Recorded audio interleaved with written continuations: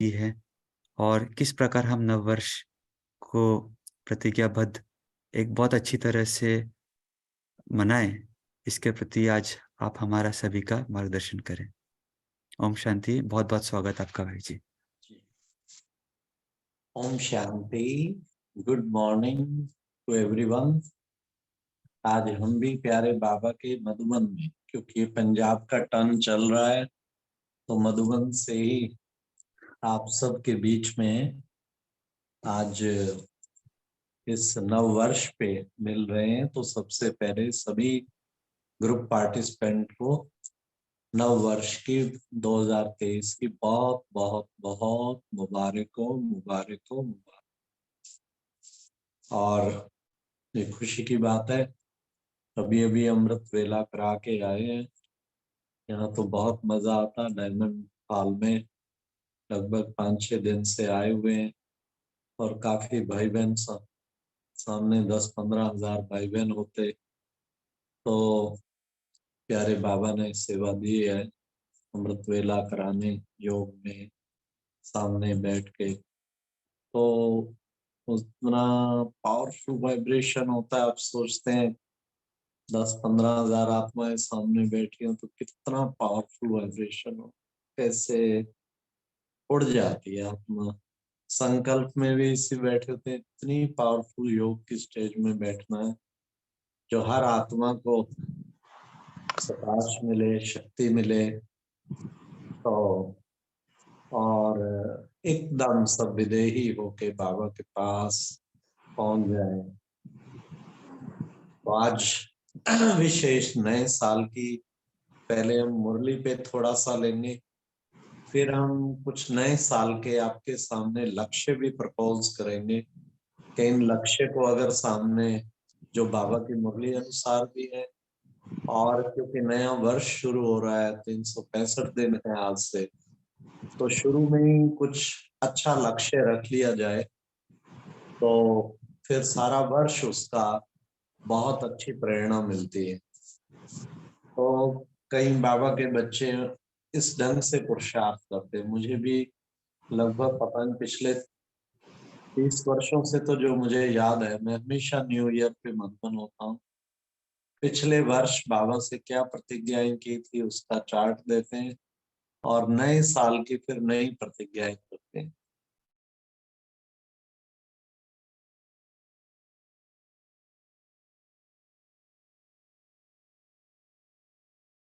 बहुत ही शक्ति मिलती है। एवरीवन ठीक सुनाई दे रहा है ना मेरे ख्याल सब? थोड़ा मैसेज लिखना। यस, जी, जी भाई साहब। क्लियर साउंड है ना? ठीक है, ओके, थैंक्स। तो इस तरीके अगर हम कुछ ऐसे एम रखते हैं, परसों भी हम पांडव भवन क्लास यही रखा हुआ था। उन्होंने नव वर्ष के नए लक्ष्य, क्या लक्ष्य रखे, नए वर्ष के लक्ष्य। तो इस तरीके प्यारे बाबा कहते हैं कि बच्चे कुछ सुंदर से प्रतिज्ञाएं कर लेनी चाहिए वर्ष की। एक है हम रोज का कोई दृढ़ संकल्प करते हैं, मुरली से भी मिलता है। एक है कुछ हम अपने मासिक या साप्ताहिक टारगेट, एक वर्ष की, इस वर्ष का कुछ हो जाए मैंने करना ही। जब ऐसा दृढ़ लक्ष्य होता है तो उसका फिर अवश्य बाबा सफलता भी देता है, क्योंकि जैसा लक्ष्य वैसा लक्षण। तो अब हम पहले तो आज की बाबा की मुरली हम थोड़ा उसको रिवाइज करा रहे हैं। बाबा ने कितना सुंदर महावाक्य शुरू हुए, आज नवयुग रचता बाप और नव जीवन दाता बाप, और नव वर्ष मनाने के लिए, बच्चों के साथ नव वर्ष मनाने के लिए आए। कितना सुंदर तीन चीजें बाबा ने, नव युग, नव जीवन और नव वर्ष। बाबा की तो हर चीज अलौकिक होती है ना, इसलिए फिर बाबा ने कहा कि दुनिया वाले जो मनाते हैं वो तो केवल नव वर्ष मनाते हैं, और आप तीनों चीजें, नव युग भी, नव जीवन भी और नव वर्ष। फिर बाबा ने कहा कि बाप दादा आज तीनों मुबारकें दे रहे हैं, नव जीवन की भी, नव युग की भी और नव वर्ष की भी। ये तीनों मुबारकें दे रहे। तो कितनी प्यारे बाबा ने प्यार से हम बच्चों को मुबारक दी। तो मुबारक देते हुए बाबा ने कहा मुबारकों में क्या किया जाता है?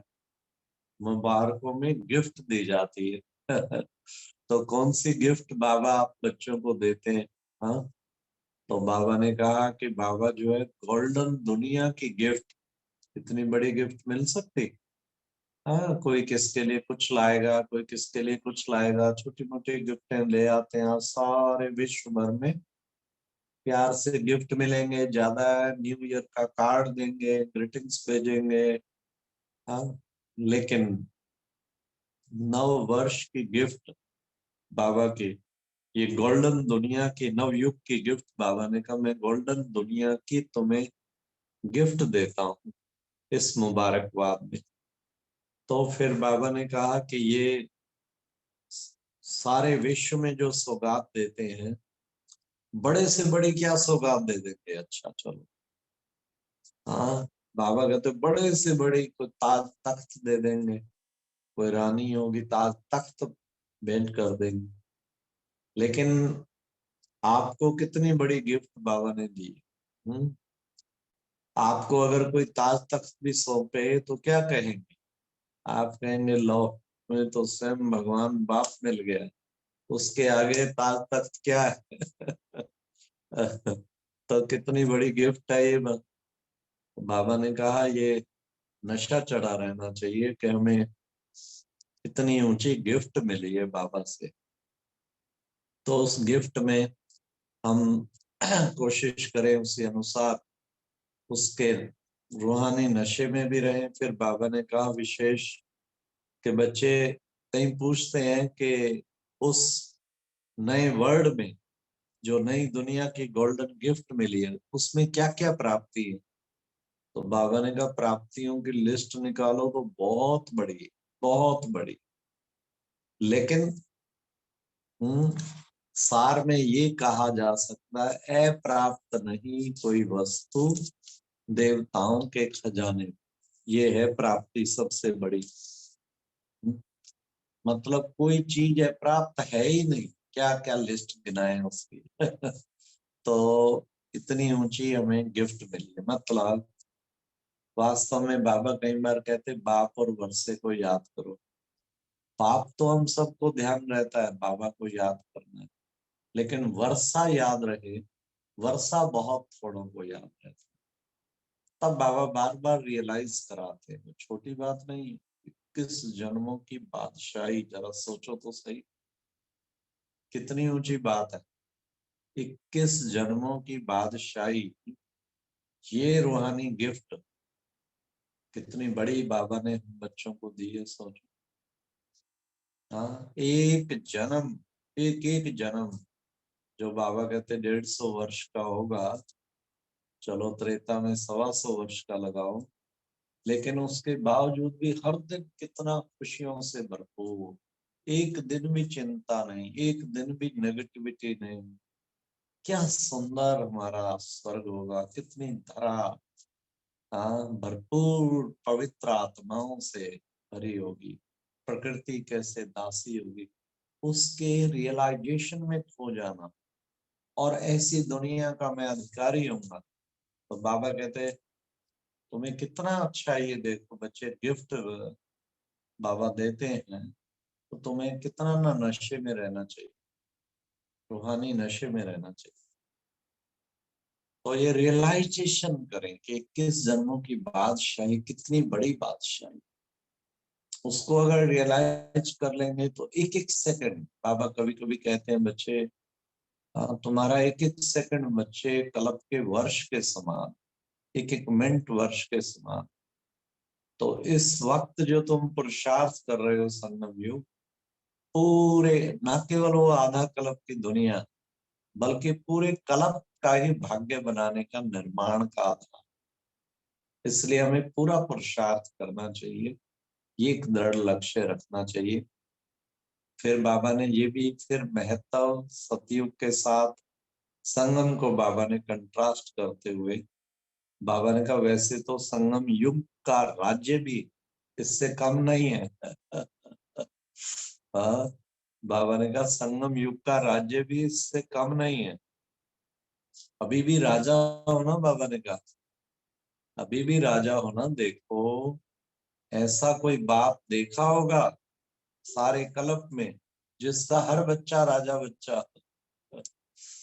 बाबा को नाज है, बाबा को नशा है कि मेरा हर बच्चा राजा बच्चा है। मेरा हर बच्चा किस तरीके से प्रैक्टिकल में राज अधिकारी। तो संगम युग का राज भी बाबा ने कहा कम ना समझना। यहाँ पर क्या हो, राजयोगी हो ना या प्रजा योगी हो। बाबा ने कहा राजयोगी हो तो ऐसा योगी जो राजाई की प्राप्ति कर रहा है। फिर बाबा ने कितना सुंदर कहा कि संगम युग बहुत बहुत अमूल्य श्रेष्ठ। संगम युग बहुत बहुत अमूल्य श्रेष्ठ। खुशी खुशी में नाम देते मौजों का ही। खुशी खुशी में नाम देते मौजों का ही। बाबा ने कहा यहाँ संगम जैसी मौज तो कभी हो ही नहीं सकती। यह मौजों का युग। खूब मौज करो। हाँ, कभी बाप से मिलन की मौज, परिवार की मौज। यहाँ देखो मधुबन में कितना मौज लगी पड़ी है। 20-25 हजार पवित्र आत्माएं। वाह, वंडरफुल। क्या चारों ओर बाबा के रतन ही रतन नजर आते हैं। ऐसा सुंदर परिवार और वो पवित्र आत्माओं का परिवार, क्या वाइब्रेशन बन जाता है। एक भी पवित्र आत्मा बाबा ने का प्रकृति को असर डालती है। और यहाँ 20,000 पवित्र आत्मा इकट्ठी बैठ गई तो वो तो जैसे एटम बम फटने वाली बात होती है। इतना पावरफुल वाइब्रेशन। तभी हर आत्मा यहाँ आते क्यों उड़ जाती है, इसी कारण उड़ जाती, क्योंकि यहाँ इतना शक्तिशाली स्थिति हो जाती है। हर तरफ बाबा के प्यार में डूबे हुए, हर एक वो क्या स्टेज होती है, सोचो जो। और बाबा जब आते हैं, जब जैसे ही बाबा शब्द बोलते हैं, आज बात क्या पूरा नजर आ रहा होता है। डायमंड हॉल में सब सितारे चमक रहे हैं और बाप दादा सामने बैठ के कितने प्यार से निहार रहे हैं उस मणियों के संसार को। क्या स्थिति बन जाती है। बाबा बेहद डेड साइलेंस। जब बाबा दृष्टि दे रहे होते हैं, उसको दृष्टि का टाइम देखो 10-15 मिनट। बिल्कुल अशरीरी शांति सागर की लहरें प्रैक्टिकल में फैल रही हैं और हर आत्मा उस बेहद शांति का, अशरीरीपन का अनुभव कर रहा होता है। तो बाबा ने कहा कि ये मौजों का युग है ना, क्योंकि सबसे बड़ी मौज परिवार की मौज, सबसे बड़ी मौज भगवान बाप के मिलने की मौज, फिर भगवान सर्व संबंधों से मिला उसकी मौज, फिर मधुबन की मुरलिया बाजे रे और सुन सुन राधिका नाचे। आत्मा रूपी राधिका नाच रही है खुशी में, उसकी मौज। मौजों का युग तो है ही है, ये बाबा ने देखा। तो जितना हम रूहानी मौज में रहेंगे उतना ही शक्तिशाली स्थिति हम बना पाएंगे। तो बाबा ने कहा कि इस मौज में सदा रहो। और फिर बाबा ने कहा संगम युग बहुत बहुत अमूल्य श्रेष्ठ है। बाबा ने कहा संगम जैसी मौज तो सारे कल्प में नहीं हो सकती। और परमात्म मिलन की भी मौज, हाँ, वो भी तो कितनी बड़ी मौज। ब्रह्मा भोज की मौज। ऐसा ब्रह्मा भोज कहाँ मिलेगा। पुण्य कर्म पुण्य हार, निरंतर पुण्य कर रहे हैं, ये भी मौज। तो मौज ही मौज है ना। बाबा ने कहा यहाँ पर हर दिन उत्सव है और उत्साह है। उत्साह है ना बच्चे, उमंग और उत्साह। उमंग है, उत्साह है। कौन सा उमंग उत्साह। कल बाबा ने कहा कि बच्चों के अंदर सदा उमंग उत्साह है कि हर आत्मा को परम पिता परमात्मा का बनाए। ये करें, ये करें, ये करें, सेवा का उमंग रहता है ना। तो बाबा ने कहा ये प्लान बनाते हो, श्रेष्ठ के दूसरे को सुनाए बिना रह नहीं सकते। हाँ, तो ये कितना बड़ा उमंग उत्साह, तो उत्सव तो फिर आप ही हो गया ना। अब देखो शिवरात्रि आ रही है, बस जगह जगह 10 दिन पहले 15 झंडे शुरू हो जाएंगे, और कितना उमंग उत्साह में, और बाद में भी चलता रहता है 15-20 दिन। जगह जगह कदम कदम में भरकर कदम चल पड़े हैं शिव के लाल। कैसे प्रभात फेरियां चलेंगी, किस तरह बाबा के बच्चे जगह जगह झंडा लहराएंगे। कितनी खुशी होती है जब जोर जोर से नारे लगा के जागो जागो उस समय पहचानो भारत में भगवान आए। कितना नशा चढ़ा होता है। आई क्या आई अभी अगले महीने। हाँ, शिवरात्रि देखो कितना करोड़ों आत्माओं को बाबा का पैगाम पहुंचाया जाता है। तो सदा उमंग उत्साह। कोई किस ढंग से सेवा में लगे, कोई किस ढंग से सेवा। अब यहाँ माउंट आबू में देखो, देश की प्रथम नागरिक राष्ट्रपति द्रौपदी मुर्मू जी आ रही 3 तारीख को। हाँ, तो यहाँ पे ये कितना वंडरफुल होगा। सारे परिवार की विशेष, ये हमारी कितनी बड़ी उपलब्धि है। हाँ, कि इतनी ऊंची सीट पे एक ब्रह्मा कुमारी बहन का पहुंचना, ये तो बहुत बड़ी उपलब्धि है ना। तो इसलिए बाबा का मैसेज, उनका यहाँ आना, कहते पहली बार राष्ट्रपति नाइट स्टे कर रही है। राष्ट्रपति आते हैं 2 घंटे में वापस, ये नाइट स्टे कर रही है। देख कितनी बड़ी बात है। क्योंकि पहचान है, अनुभव है। और कल यहाँ चीफ मिनिस्टर भी आ रहे हैं हरियाणा के, भ्राता मनोहर लाल खट्टर जी। हम खास निमंत्रण दे के आए थे, तो उन्होंने कंफर्म किया 2 को वो आ रहे, 3 को राष्ट्रपति आ रहे हैं। अब आप सोचो, कितनी बड़ी बात है। अब तो, और पहले उपराष्ट्रपति आए थे। इन 2-3 महीनों में ही राष्ट्र के कितने बड़े बड़े वीआईपी का बाबा के घर में आना।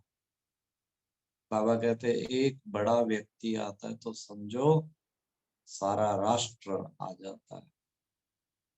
बड़े राष्ट्रीय स्तर का प्रेसिडेंट का, प्राइम मिनिस्टर का आना, माना सारे इंडिया की मीडिया को पता लगा कितनी बड़ी सेवा के निमित्त है। तो बाबा कहते बच्चों को उमंग रहना चाहिए, उमंग उमंग उत्साह, अंदर खुशी उमंग उत्साह रहनी चाहिए। फिर आप देखो कितनी बड़ी उसमें बाबा की सेवा होती। फिर बाबा ने कहा कि बच्चे अभी के प्रारब्ध को बाबा ने विशेष भविष्य गोल्डन वर्ड, भविष्य गोल्डन वर्ड, उसकी बाबा ने कहा उसी अनुसार ही अभी की प्रारब्धि है ना भविष्य गोल्डन वर्ड। तो संगम युग की कितनी महिमा है, बाबा उसी पे सुना रहे। फिर बाबा ने पूछा संगम युग अच्छा लगता है या सतयुग अच्छा लगता है। बाबा दोनों ही अच्छे लगते हैं, परंतु संगम युग जैसी तो मौज कहाँ होगी। क्योंकि स्वयं भगवान की पालना, स्वयं भगवान की पढ़ाई और सेवा का मौका, भाग्य बनाने का मौका सतयुग में सेवा का मौका नहीं है। इसलिए संगम युग तो सर्वश्रेष्ठ है। संगम युग जैसी क्या बात है। बाबा ने कहा लेकिन संगम युग अच्छा लगता है सतयुग। तो बच्चों ने कहा संगम युग है बस, और तो सब ठीक है लेकिन थोड़ा थोड़ा माया आती है। उस कारण कहीं परेशान होते हैं संगम युग पे भी। और बाबा हमेशा कहते हैं माया क्या है, माया तो बच्चे तुम्हारी कमजोरी का नाम ही माया है। इसलिए तुम्हें उस स्थिति में रह के देखना है कि कैसे प्यारे बाबा हम बच्चों को। फिर बाबा ने आज खास कहा कि बच्चे अभी बाबा के मुख्य बच्चे, वैसे कई बच्चे क्या करते हैं, बाबा ने कहा है तो ये सहज योग, जो कहा ना, कभी कभी माया आती है। कई बच्चे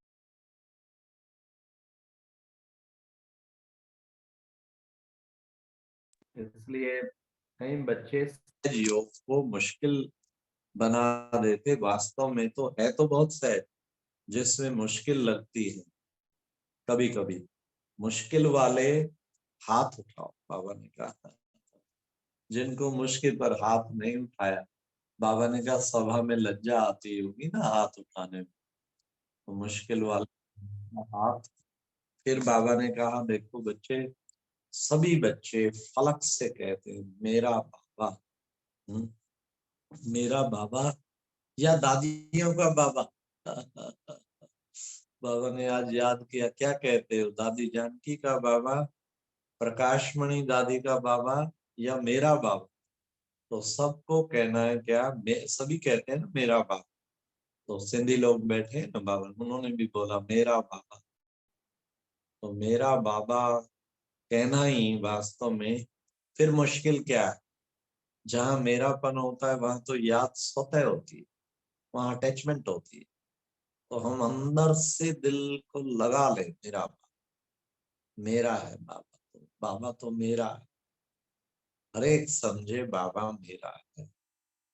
फिर बाबा ने कहा देखो बच्चे, सहज युक्ति है, जितनी बारी मेरा मेरा कहते हो, तो क्या होता है, जब मेरा शब्द बोलते हो तो मेरा कौन, मेरा, हाँ तो मेरा मुश्किल थोड़ी होता है, मेरा तो फिर स्वतः ही।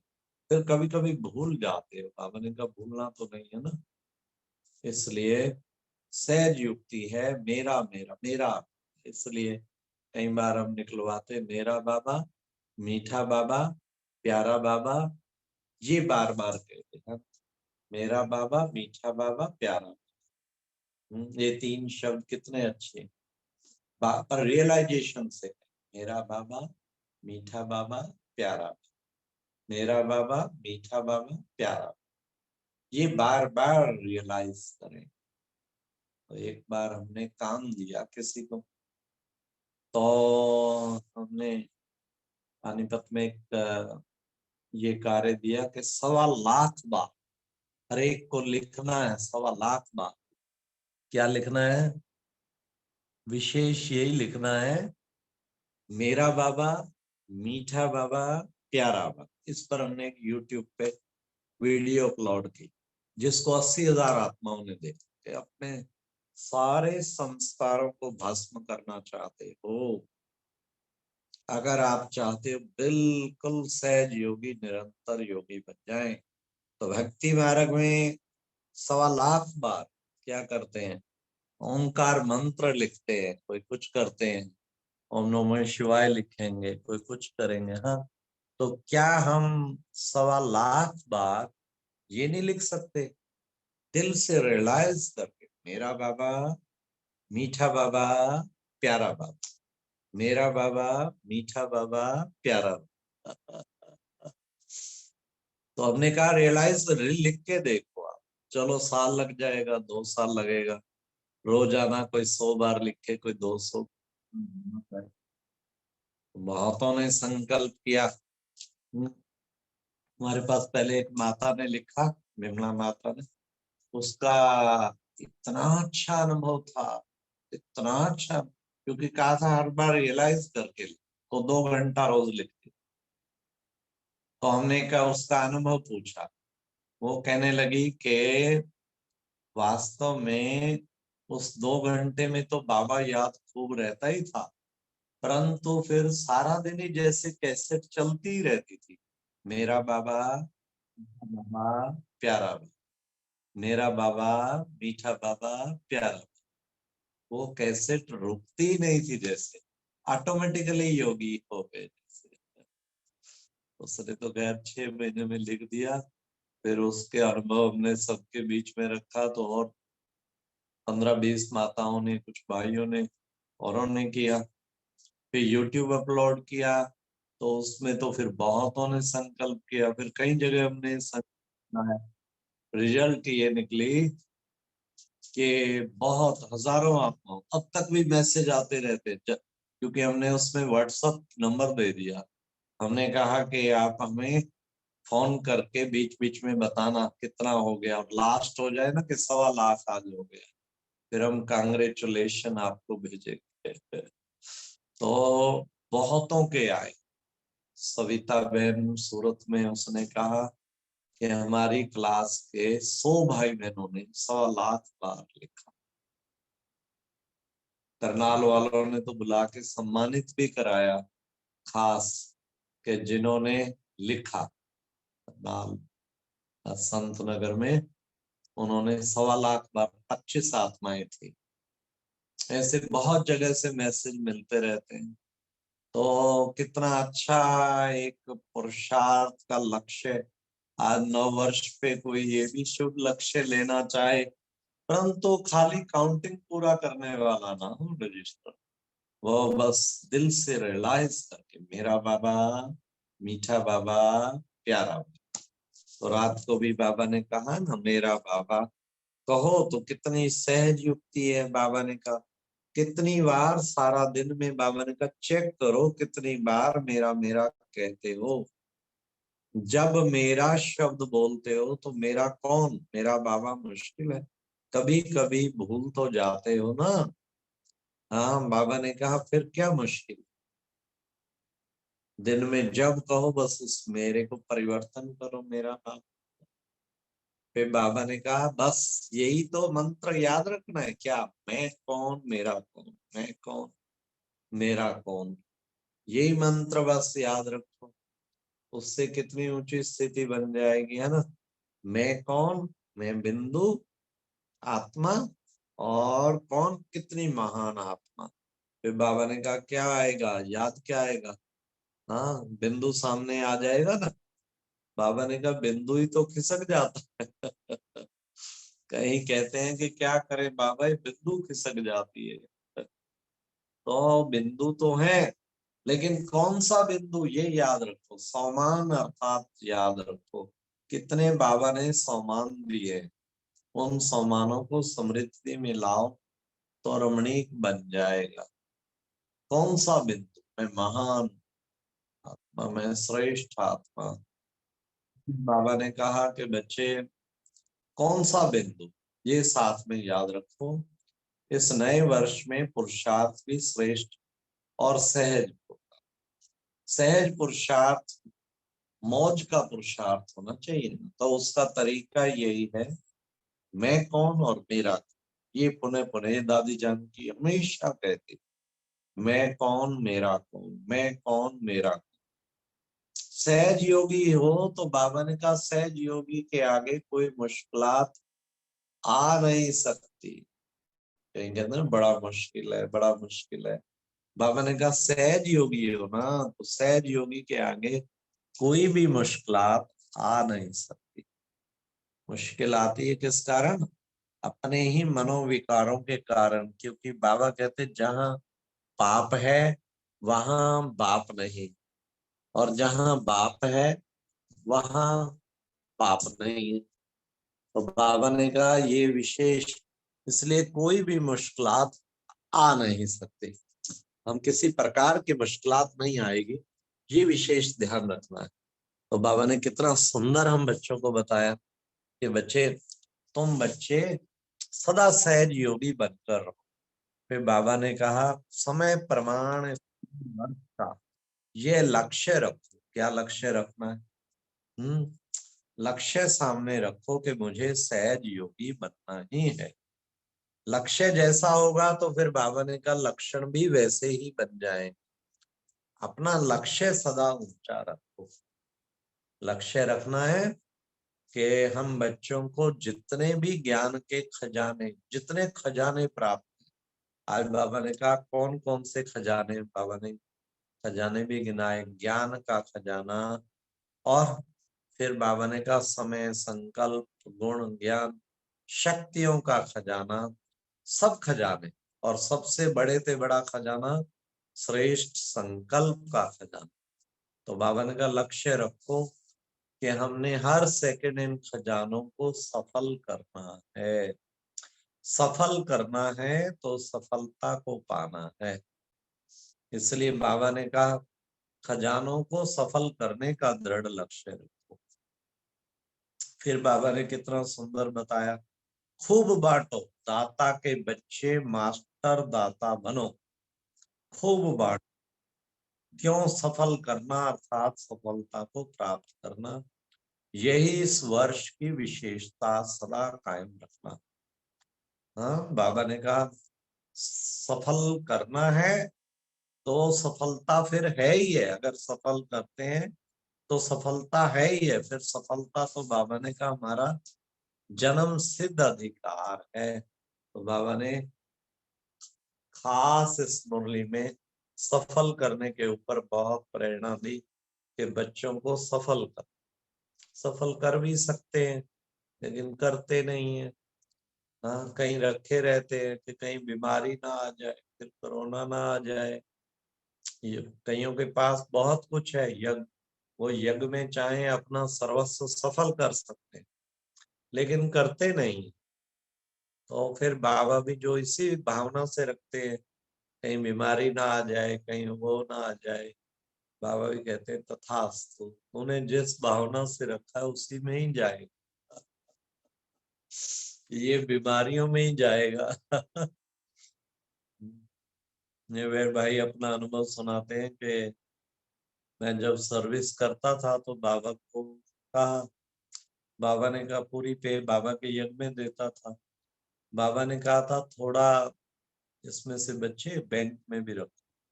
मैंने कहा बाबा किस लिए? क्या बच्चे आई बेले के लिए। तो मैंने कहा बाबा आई बेले के लिए आप बैठे हैं ना? तो कहते मैंने आज तक कभी कोई बैंक की पासबुक अपने नाम नहीं बनाई। तो देखो कितना अच्छा निश्चय था। कहते हैं प्रैक्टिकल में बाबा का आप बैठे हैं ना, तो बस बाबा बैठे हैं, सचमुच बाबा ने सारे विश्व का मालिक बना दिया। तो बाबा ने कहा सफल करो, सफलता को पाओ। इसलिए जिनके पास है सोचते रह जाएंगे, अरे भाई सफल कर दो ना, बाबा के यज्ञ में सफल करो। हाँ, सेंटर पे करो चाहे मधुबन करो, सफल करना, सफल कराना। हाँ, तो ये एक अंदर भावना होनी चाहिए। कईयों में गुण होता है सफल कराने का भी, सफल करने का भी। तो प्यारे बाबा का कितना अच्छा भाग्य कितना बनता है, सफल करना और कराने में भाग्य कितना बनता है। हाँ, तो शुक्रिया बाबा का, बाबा ने ये गुण भी, एक विशेषता, बाबा कहते हैं ना कुछ वरदान मिले हुए, बाबा ने हमें ये भी एक वरदान दिया, सफल करने और कराने का।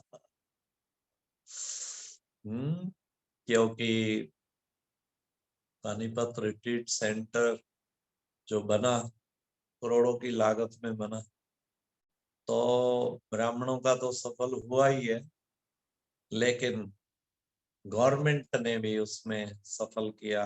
कई मिनिस्टर्स क्या, एमएलए क्या, चीफ मिनिस्टर क्या, सबकी वहां बाबा के यज्ञ के कार्य खुशी से। सबसे बड़ी बात, इतनी रॉयल्टी से और कारपोरेट सेक्टर्स ने भी, सबने खूब प्यारे बाबा के यज्ञ में सहयोग दिया। मतलब कि ये भी नहीं कि उनसे मांगा गया हो, नहीं, वो आए प्रोग्राम में, इतने प्रभावित हुए और वही अनाउंस कर गए वो। तो ये है, एक मिनिस्टर तो दादी जानकी के टाइम आया, जब उद्घाटन करने आई दादी, तो उसने तो वहां उस ऑडिटोरियम इतना बड़ा बना, 20,000 चेयर्स का, तो लगभग 51 लाख का ग्रांट उसने किया। ऐसे किसी ने कुछ बाबा करता कराता है ना। तो इस वर्ष बड़ा दृढ़ संकल्प चला कि पानीपत के लिए तो कराया, मधुबन के लिए तो नहीं कराया, मधुबन के लिए, मधुबन के लिए करा था, मधुबन के लिए करा था। तो सचमुच यहाँ भी बड़ा प्रोजेक्ट एक चल रहा है, एमआरआई मशीन प्यारे बाबा के यज्ञ के लिए ट्रॉमा हॉस्पिटल में कल ऑर्डर प्लेस कर दिया गया है। हाँ, तो आ रही है, ये भी एक माइलस्टोन होगा अपने ब्रह्म कुमारी के इतिहास में। और प्यारे बाबा ने उसमें, हाँ बाबा के बच्चे तो सब हैं ही हैं, लेकिन उसमें दृढ़ संकल्प था। तो उसमें भी प्यारे बाबा वो जो संकल्प है उस अनुसार सिद्धि दे ही रहे हैं। तो बाबा कहते हैं सफल कराओ बस बच्चे, अंदर संकल्प होगा ना, खुद भी सफल करो। और ये तो सफलता होगी अपने तन मन धन सब कुछ बाबा के यज्ञ में लगाना। लेकिन बाबा ने कल जो खजाने बताए, ज्ञान का खजाना सफल करो तो क्या होगा, समझदार बन जाओगे।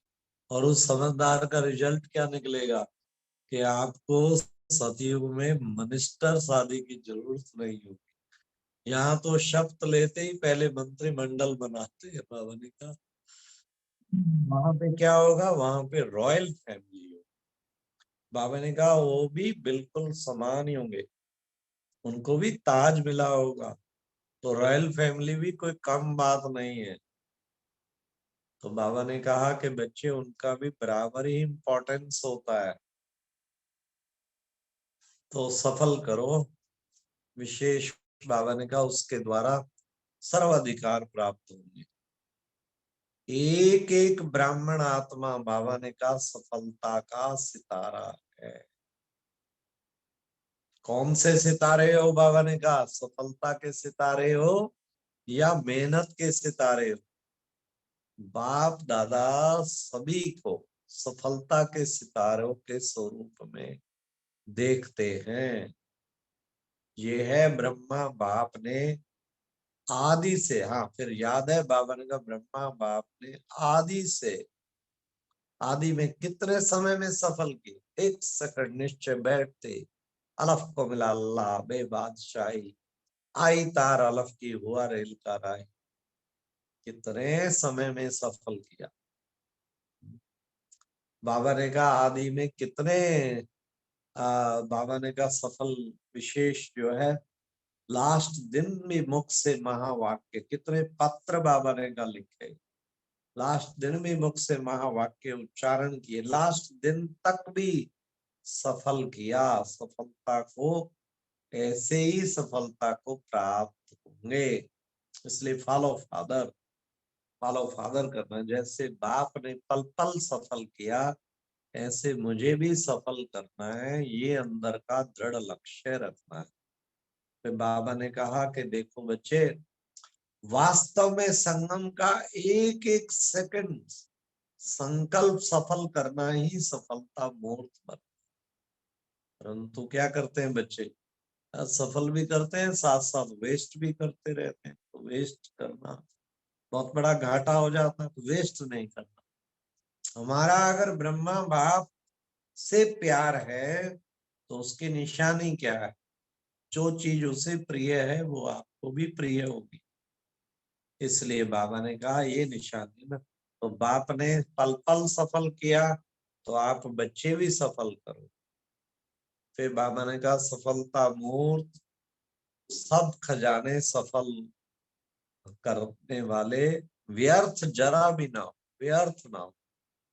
प्यार की निशानी फॉलो फादर के, व्यर्थ जरा ना, सोचा और जो सोचा वो किया, ये है फॉलो फादर। बाबा ने ये किया था ना, जो सोचा वो किया, प्लान नहीं बनाया, प्रैक्टिकल में करके दिखाया ब्रह्मा बाप। खाली प्लानिंग ही नहीं करते रहे। अब कई बच्चे तो प्लानिंग ही करते रहते हैं, प्रैक्टिकल तो होता ही नहीं है, प्लानिंग करते रहते हैं। तो बाबा कहते हैं सोचो और करो, एकदम करने लग जाओ। इस वर्ष का लक्ष्य तो बताया ना, सफल करो सफलता पाओ, जरा भी व्यर्थ नहीं। संगम युग समर्थ का युग है, व्यर्थ का नहीं। व्यर्थ के, व्यर्थ के जो संस्कार है ना वो तो समाप्त हो गए। 63 जन्म व्यर्थ चला ना, वो तो समाप्त कर दिए संस्कार। अब यह छोटा सा युग संगम युग है। फिर बाबा ने कहा अगर संगम का समय सफल करेंगे तो आधा कल्प राज्य अधिकारी बनकर रहे। आधा कल्प, आधा से समय सफल की प्रारब्ध है ना, और श्वास सफल करने से बाबा ने कहा कभी हार्ट फेल नहीं होगा। ये श्वास सफल की बात है। ये बाबा ने कहा 1 नंबर लेना है तो उसके लिए फिर विन करो। विन करना बड़ा जरूरी है, संस्कारों को विन करना, हर चीज को विन करना, अपने विकारों को विन करना, विजयी बनना। विन करना माना विजयी बन, तो विजयी बनो। फिर बाबा ने कितना सुंदर कहा कि बच्चे, आपके पास गुणों का खजाना, शक्तियों का खजाना कितना बड़ा है, इसलिए दाता बन के बस देते जाओ, देते जाओ। तो उसी से फिर सफलता, निरंतर सफलता हो पाए।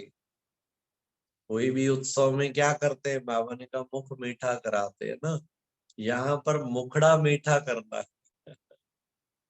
फिर बाबा ने कहा ड्रिल याद है, ड्रिल कराई बाबा ने। बाबा ने कहा सहज योगी बनना है ना, बार बार दिन में ड्रिल करो बस। उस पर 1 मिनट की भी ड्रिल हो ना, इतनी ऊंची स्थिति पे सेट हो जाओ उस 1 मिनट, फिर अंत में भी ऐसे ही होगा, सेकंड में आप उड़ जाए। तो ड्रिल पे आज बाबा ने जोर दिया। अभी अभी निराकारी, अभी अभी फरिश्ता। बाबा ने कहा एक तरफ है मनसा एक्सरसाइज और दूसरी तरफ है मनसा सेवा। ये दोनों काम खास करने हैं सफलता मूर्त बनने के लिए। ब्रह्मा बाप, बाबा ने कहा फरिश्तों का आवाहन कर रहे हैं, फरिश्ता बनकर ब्रह्मा बाप के साथ साथ घर चलना है, फिर देवता बन जाना।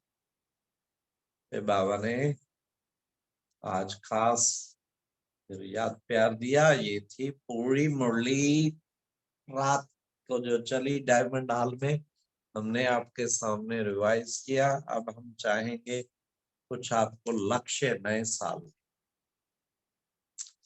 क्या है, नए वर्ष में कुछ लक्ष्य रख लिए जाएं तो उससे बहुत अच्छा रहता है। तो नए वर्ष के लक्ष्य क्या हो सकते हैं? जैसे एक लक्ष्य ये रख सकते हैं कि नए वर्ष का, जो मैंने भी रखा है, आप सब भी रखो, बहुत अच्छा रहेगा, कि एक 8 घंटा बैठ के योग प्रति मास करना ही। उसमें 3.5 घंटा रोज आना बनता है। 1 घंटा तो हम सब अमृत वेले बैठते हैं, कोई 1.5 भी बैठते हैं, कोई 2 भी बैठते हैं। 1 घंटा नुमा श्याम, आधा घंटा मुरली के आगे पीछे 15-15 मिनट, आधा घंटा गुड नाइट मेडिटेशन। मतलब कोई भी टाइम आप अपनी सुविधा अनुसार सेट करो। 3.5 घंटा रोज बैठने से महीने में 108 घंटा हो जाता है। तो ट्राई करें, ग्रैंड टोटल मास के एंड में वो 108 का निकले तो है बहुत अच्छी सफलता। तो ये प्रयास करें। मैंने देखा ये जब जब लक्ष्य रखा, इतना बढ़िया वर्ष रहा। और वो खाली बैठने के घंटे ना, वो तो शक्तिशाली याद के अनुभव के घंटे हो। इस तरीके से बाबा ने उसके लिए विशेष हम बच्चों को अभ्यास कराया है कि सदा इस स्थिति में रहें। ऊंची स्थिति में बाबा ने, हाँ, 108 घंटा शक्तिशाली याद का बना लिया ना। बाकी कर्म योग का अनुभव करें, लेकिन कुछ टाइम तो ब्रह्मा बाप भी सुबह 2:30 बजे उठ के बैठते थे, स्पेशल बैठ के भी करते थे मम्मा बाबा, और चलते फिरते तो हर वक्त करना। ये लक्ष्य रख के देख, बहुत अच्छा रहे। दादी ने संकल्प कराया 2004 में 108 घंटा प्रति मास, तो हमने किया था और काफियों ने किया था, तो उसका रिजल्ट बहुत अच्छी निकली। उससे पहले कभी इतना योग नहीं किया था। ये 2004 में दादी ने कराया संकल्प। अच्छा, एक लक्ष्य ये भी रख सकते हैं कि जिसे कहते हैं क्रोध मुक्त जीवन। कुछ भी हो जाए, एक बार भी मुझे पूरे वर्ष में क्रोध नहीं करना। मुख से तो करना ही नहीं है, लेकिन मन से भी नहीं आने देना। तो ये क्रोध मुक्त जीवन का भी संकल्प करना है नए साल पे। इसलिए बाबा ने कहा कि बच्चे सदा जो है अपने आप को ऐसा ऊंचा बना के चलो, तो उससे बच्चे तुम क्रोध मुक्त रहेंगे। तो फिर क्या होगा, एक अंदर खुशी होगी कि मैंने इस महाविकार पर विजय प्राप्त करी। तो कभी ना आए, आने लगे झट प्रतिज्ञा याद आ जाए कि इस साल तो मैंने इस साल को क्रोध मुक्त वर्ष की तरह ही मनाना। क्रोध के कोई भी रूप ना आए, चिड़चिड़ापन, रूठ जाना, फीलिंग, तो ये सारे क्रोध के ही रूप है ना, घृणा। फिर बाबा ने कहा कि बच्चे तुम बच्चों को, हाँ, एक और दृढ़ संकल्प ले सकते हैं अमृत वेले का, कि एक दिन भी 2023 में अमृत वेला मिस नहीं करूंगा, वाह करूंगी।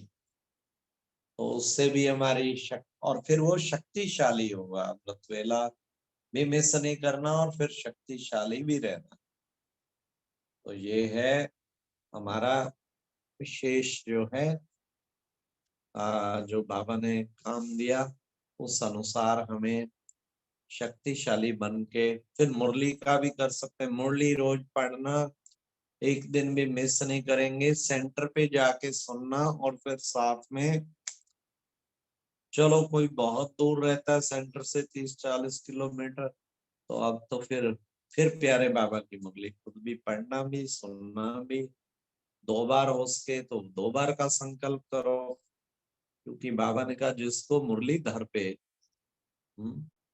मुरली मुरली के ऊपर विशेष होगा अटेंशन, मुरली से प्यार माना, मुरली मनोहर से प्यार। तो एक ये भी चीज ध्यान में रखें। फिर मुरली दिन में 3-4 बार रिवीजन जरूर, फिर उसका कोई ना कोई वो भी धारण करे। तो ये एक मुरली वाली बात। एक और दृढ़ लक्ष्य रख सकते हैं हम, वो है बाबा के जो 5 स्वरूपों की ड्रिल बाबा देते हैं। तो एक बार भी ड्रिल मिस ना हो, ये बाबा कहते हैं कि ड्रिल मिस ना हो। तो ये भी एक ट्राई करें, मेरा ड्रिल मिस नहीं होना चाहिए। तो उससे भी हम एक अच्छा दृढ़ लक्ष्य सामने होगा, तो हम अच्छा पुरुषार्थ कर पाएंगे। 5 रूपों के ड्रिल का बहुत अच्छा तरीका है। 5 स्लोगन, 5 टाइटल याद। अनादि में दिव्य सितारा, आदि में देवता प्यार, मध्य में भक्तों का सहारा, और संगम पर बाबा का दुलारा, और अंत में फरिश्ता न्यारा। तो कितना अच्छा है, देखो उस स्थिति का अनुभव करते चलो। तो ये ड्रिल 8 बार कितना सहज है। एक बार सुबह उठते कर लो, एक बार रात को सोते कर लो, 3 बार भोजन के टाइम कर लो, 2 बार जब चाय पानी स्नैक्स कुछ सुबह शाम लेते तब कर लो। और मुरली के आगे और पीछे, शुरू में भी, सुनने से पहले और बाद में, हो गई 8 बार, क्या मुश्किल है। कोई टाइम फिक्स कर लो, कुछ हो जाए इस टाइम पे तो मैंने करनी है, तो फिर आपको सफलता मिलेगी, मुश्किल नहीं। मैंने ऐसे ही हैबिट डाली, अब कभी मिस नहीं होगी। 800 500 के ड्रिल। फिर नेक्स्ट, भोजन बाबा की याद में करना। ये भी बाबा कहते हैं दृढ़ संकल्प नए साल का ले सकते हैं कि साइलेंस में रह के करेंगे और भोजन याद में करेंगे। कोई दृढ़ संकल्प कर सकते हैं कुछ छोड़ने का, किसी को डॉक्टर सुजेस्ट करते हैं ये नहीं खाओ, हाँ? जैसे कहते हैं पकोड़ा माना पकड़ा गया, समोसा माना समस्या। तो ऐसा भी कोई दृढ़ संकल्प कर सकते हैं, कि मैंने इस वर्ष में क्या चीज छोड़ दी। हाँ, पहले भी हम कम ध्यान रखते हैं, कम खाते हैं, लेकिन फिर भी हमने नए साल में सोचा हुआ है कुछ ऐसी चीजें। बाबा कहते हैं अपने अपने हिसाब से सोच सकते हैं। तो शॉर्ट में कई बार डॉक्टर कहते आलू चावल चिकनाई मिठाई। मतलब ऑयली चीजें और मीठी चीजें जो बहुत ज्यादा कैलोरीज वाली होती है उनको कहीं छोड़ देते हैं। अच्छा, ये तो भोजन, लेकिन मेन है भोजन बाबा की याद में खाना, याद में बनाना। अच्छा, और नए संकल्प ले सकते हैं कुछ सुंदर से, क्या कि हम जो है रात को कुछ भी हो जाए चार्ट लिख के सोएंगे, रात्रि को चार्ट लिखे बिना नहीं सोए, और बाबा की थोड़े से अव्यक्त महावाक्य भी सुने, और जो कोई गलती हो गई उसकी दिल से सॉरी करें। तो ये बाबा ने कितना अच्छा बताया, तो ये भी ध्यान में रहे। जितना बाबा कहते हैं अटेंशन रखेंगे, उतना ही अटेंशन एंड चेकिंग, ये दो ही तो पहरेदार हैं जिनको हमें बुद्धि में रख। ऐसे एक और दृढ़ प्रतिज्ञा कर सकते हैं, कम से कम 1 घंटा ज्ञान रतन जरूर बांट रहे हैं। परसों तरसों आया था ना, मुरली बच्चों को बड़ी फुर्ती से चलानी चाहिए।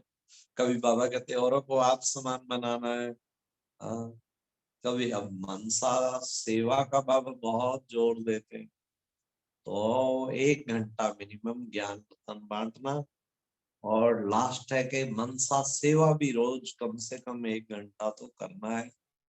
बाकी तो चलते फिरते बैठते बहुत अच्छी तरह से करना है। तो ये थे विशेष बाबा के जो लक्ष्य है, उनमें से सारे नहीं करना चाहें आप, कुछ करना चाहें कुछ भी कर सकते हैं, थोड़े से भी संकल्प कर सकते हैं, कोई 1 कर सकते हैं, कोई 2 कर सकता है, कोई 4, कोई सारे के सारे करे तो बड़ी बात है। पर अटेंशन रखे, ऐसा ना हो महीने बाद बिल्कुल ही भूल जाए कि मैंने क्या क्या संकल्प किए। तो संकल्प श्रेष्ठ करेंगे तो श्रेष्ठ बन जाएंगे। नए वर्ष को बड़े अच्छी तरह से मनाएं, ठीक है। ये भी संकल्प कर सकते हैं, किसी की निंदा नहीं करेंगे, पूरे नए साल में किसी को क्रिटिसाइज नहीं करेंगे, पर चिंतन पर दर्शन नहीं करेंगे। ऐसे सुंदर सुंदर संकल्प कर सकते हैं। अच्छा जी, ओम शांति। ये था आज का मुरली मंथन और नव वर्ष के दृढ़ लक्ष्य। ओम शांति। ओम शांति। थैंक यू भाई साहब, आप 9 वर्ष में हम सभी से मिले और इतना हमें भरपूर किया। वैसे तो आप आते ही रहते हैं, इसके लिए आपको तहे दिल से अव्यक्त मुरली क्लब से, जगदम्बा भवन पुणे की तरफ से बहुत बहुत धन्यवाद। और 9 वर्ष की आपको ढेर सारी शुभकामनाएं। और आज 9 वर्ष में आप जैसे तपस्वी भाई का हमें मार्गदर्शन मिला, तो ऐसा लगता है ये पूरा वर्ष अभी तपस्या वर्ष रहेगा हम सभी के लिए। जब भी हम आपका नाम सुनते हैं भारत भूषण भाई साहब, तो ऐसा लगता है कि हमारे ब्राह्मण कुल के भूषण एक चमक से एक सितारे है, ऐसे लगता है। तो थैंक यू भाई साहब। हम क्वेश्चन आंसर लेना चाहते थे लेकिन समय हो गया है, इसलिए हम उसको स्किप करते हैं, नेक्स्ट टाइम हम जरूर लेंगे। एक इम्पोर्टेंट अनाउंसमेंट था कि लास्ट टाइम जैसे लास्ट ईयर में हमने एक प्रोजेक्ट किया था, समय की पुकार दिव्य गुण श्रृंगार, ये प्रोजेक्ट चला था जो समाप्त हुआ। तो अभी नए वर्ष में एक नया प्रोजेक्ट स्टार्ट होने जा रहा है जगदम्बा भवन पुणे से, जो है समय की पुकार शक्तियों से अभी श्रृंगार करना है हमें। तो उसका नाम है कि शक्तियों से संपूर्णता की ओर, है ना। तो ये प्रोजेक्ट आज लॉन्च हो रहा है शाम 7:30 से 8:30 के बीच में। तो उसका आईडी भी दिया है चैट में, तो आप सभी उस प्रोजेक्ट में भी जिन्हों को लाभ लेना है वे जुड़ सकते हैं। और एक व्हाट्सएप ग्रुप भी बनाया है, उसमें भी आप ज्वाइन हो सकते हैं। तो पुनः एक बार भाई साहब का बहुत बहुत धन्यवाद, और आप सभी का भी कॉल में जुड़ने के लिए बहुत बहुत धन्यवाद। ओम शांति। Good morning, have a great day, happy Sunday, happy new year to all. Thank you. ओम शांति।